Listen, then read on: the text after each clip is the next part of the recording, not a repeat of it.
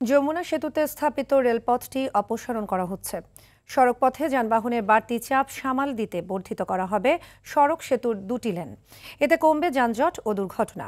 সাজিরুল ইসলাম সঞ্চয়ের তথ্যচিত্রে বিস্তারিত জানাচ্ছেন লামিয়া তানজিন মাহমুদ।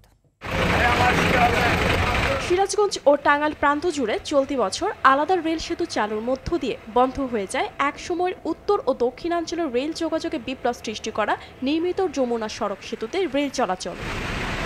সড়ক পরিবহন ও সেতু মন্ত্রণালয়ের পাঠানো চিঠি পেয়ে যমুনা সেতুর সিরাজগঞ্জ অংশের 25 নং পিলার থেকে রেলপথ অপসারণের পূর্ণাঙ্গ কাজ শুরু করে পশ্চিমাঞ্চল রেলওয়ে। রাস্তার প্রশস্ততা বাড়াবে এই জন্য আর কি ওরা বলেছে আর কি তুলে ফেলার জন্য বলেছে। বৃহস্পতিবার থেকে শুরু হলো আর ধারণা করছি মাস 2 লাগবে।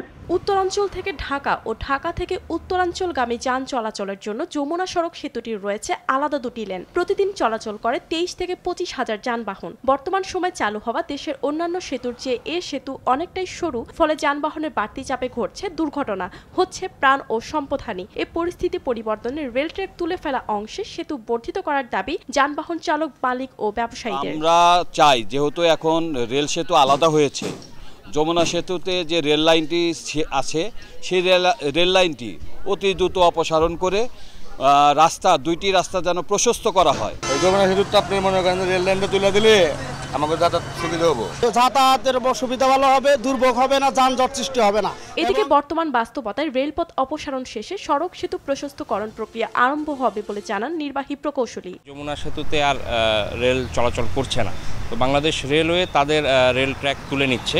পাশাপাশি আমাদেরও সেতুর যে সড়ক লেন দুই দিকে প্রশস্ত করার একটা পরিকল্পনা রয়েছে। যমুনা সড়ক সেতুর প্রস্থ মাত্র 6.3 মিটার। রেলপথ অপসারণ শেষে সেতুটিতে আরও 3 মিটার প্রশস্তের সুযোগ সৃষ্টি হবে, এমনটাই প্রত্যাশা সংশ্লিষ্টদের। Lamia Tangier Mahmud, RTV।